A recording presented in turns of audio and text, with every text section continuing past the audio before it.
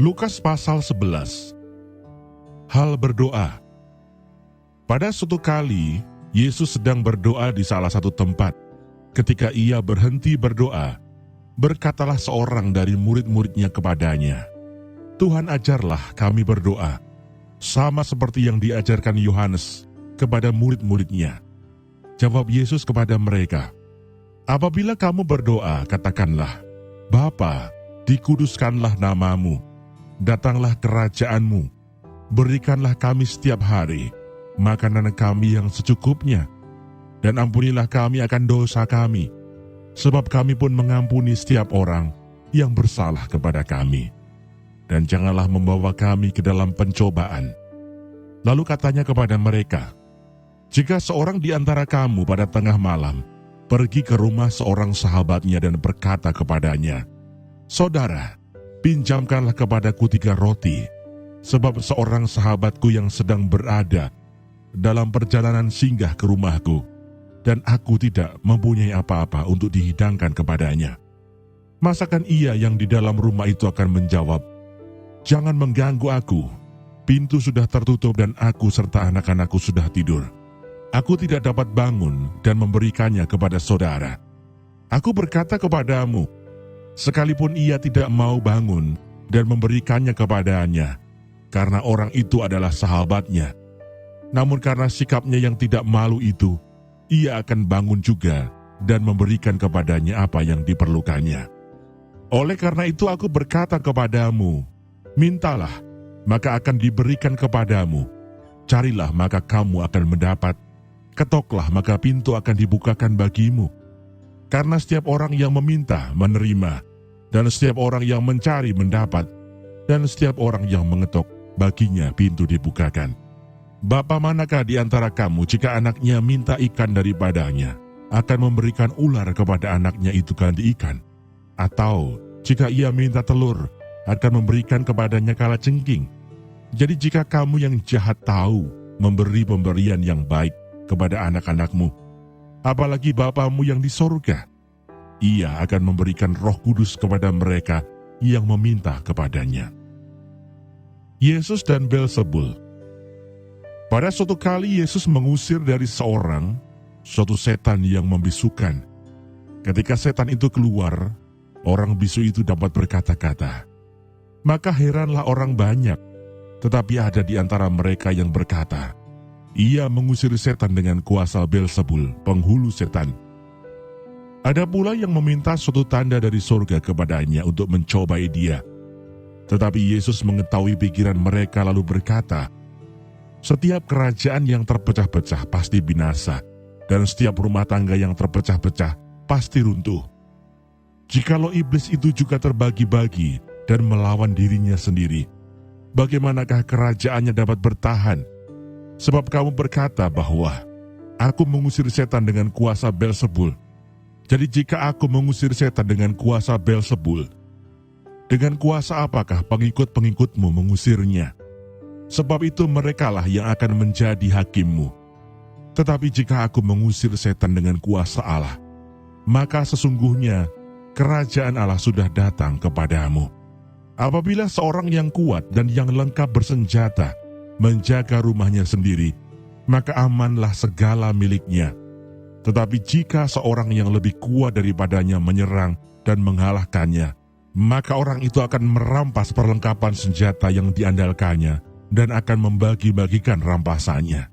Siapa tidak bersama aku, ia melawan aku, dan siapa tidak mengumpulkan bersama aku, ia mencerai-beraikan." Kembalinya roh jahat. Apabila roh jahat keluar dari manusia, ia pun mengembara ke tempat-tempat yang tandus, mencari perhentian, dan karena ia tidak mendapatkannya, ia berkata, "Aku akan kembali ke rumah yang telah kutinggalkan itu." Maka pergilah ia dan mendapati rumah itu bersih tersapu dan rapi teratur. Lalu ia keluar dan mengajak 7 roh lain yang lebih jahat daripadanya. Dan mereka masuk dan berdiam di situ. Maka akhirnya keadaan orang itu lebih buruk daripada keadaannya semula. Siapa yang berbahagia? Ketika Yesus masih berbicara, berserulah seorang perempuan dari antara orang banyak dan berkata kepadanya, "Berbahagialah ibu yang telah mengandung engkau, dan susu yang telah menyusui engkau." Tetapi ia berkata, "Yang berbahagia ialah mereka yang mendengarkan firman Allah dan yang memeliharanya." Tanda Yunus. Ketika orang banyak mengerumuninya, berkatalah Yesus, "Angkatan ini adalah angkatan yang jahat. Mereka menghendaki suatu tanda, tetapi kepada mereka tidak akan diberikan tanda selain tanda Nabi Yunus. Sebab seperti Yunus menjadi tanda untuk orang-orang Niniwe, demikian pula lah Anak Manusia akan menjadi tanda untuk angkatan ini. Pada waktu penghakiman, ratu dari selatan itu akan bangkit bersama orang dari angkatan ini, dan ia akan menghukum mereka. Sebab ratu ini datang dari ujung bumi untuk mendengarkan hikmat Salomo, dan sesungguhnya yang ada di sini lebih daripada Salomo. Pada waktu penghakiman, orang-orang Niniwe akan bangkit bersama angkatan ini, dan mereka akan menghukumnya. Sebab orang-orang Niniwe itu bertobat waktu mereka mendengarkan pemberitaan Yunus, dan sesungguhnya yang ada di sini lebih daripada Yunus." Pelita tubuh. Tidak seorang pun yang menyalakan pelita lalu meletakkannya di kolong rumah atau di bawah gantang, melainkan di atas kegidian, supaya semua orang yang masuk dapat melihat cahayanya. Matamu adalah pelita tubuhmu. Jika matamu baik, teranglah seluruh tubuhmu. Tetapi jika matamu jahat, gelaplah tubuhmu. Karena itu perhatikanlah, supaya terang yang ada padamu jangan menjadi kegelapan. Jika seluruh tubuhmu terang dan tidak ada bagian yang gelap, maka seluruhnya akan terang, sama seperti apabila pelita menerangi engkau dengan cahayanya. Yesus mengecam orang-orang Farisi dan ahli-ahli Taurat. Ketika Yesus selesai mengajar, seorang Farisi mengundang dia untuk makan di rumahnya. Maka masuklah ia ke rumah itu, lalu duduk makan. Orang Farisi itu melihat hal itu dan ia heran, karena Yesus tidak mencuci tangannya sebelum makan. Tetapi Tuhan berkata kepadanya, "Kamu orang-orang Farisi, kamu membersihkan bagian luar dari cawan dan pinggan, tetapi bagian dalammu penuh rampasan dan kejahatan. Hai orang-orang bodoh, bukankah Dia yang menjadikan bagian luar? Dia juga yang menjadikan bagian dalam. Akan tetapi, berikanlah isinya sebagai sedekah, dan sesungguhnya semuanya akan menjadi bersih bagimu. Tetapi celakalah kamu, hai orang-orang Farisi, sebab kamu membayar persepuluhan dari selasih, inggu, dan segala jenis sayuran, tetapi kamu mengabaikan keadilan dan kasih Allah. Yang satu harus dilakukan, dan yang lain jangan diabaikan. Celakalah kamu, hai orang-orang Farisi, sebab kamu suka duduk di tempat terdepan di rumah ibadat dan suka menerima penghormatan di pasar. Celakalah kamu, sebab kamu sama seperti kubur yang tidak memakai tanda. Orang-orang yang berjalan di atasnya tidak mengetahuinya."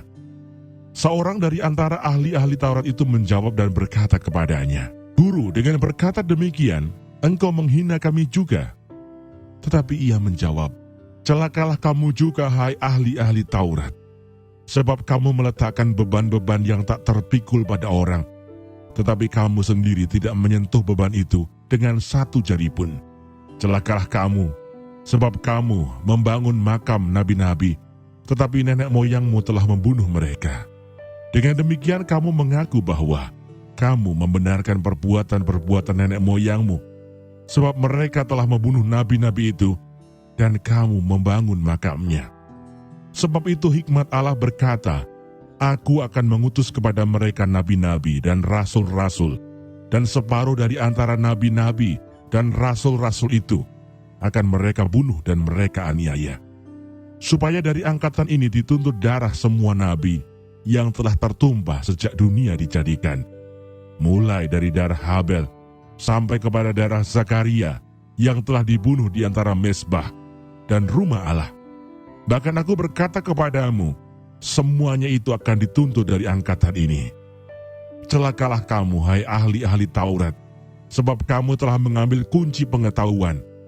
Kamu sendiri tidak masuk ke dalam, dan orang yang berusaha untuk masuk ke dalam kamu halang-halangi."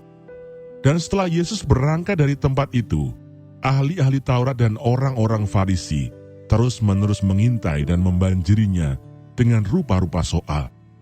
Untuk itu mereka berusaha memancingnya, supaya mereka dapat menangkapnya berdasarkan sesuatu yang diucapkannya.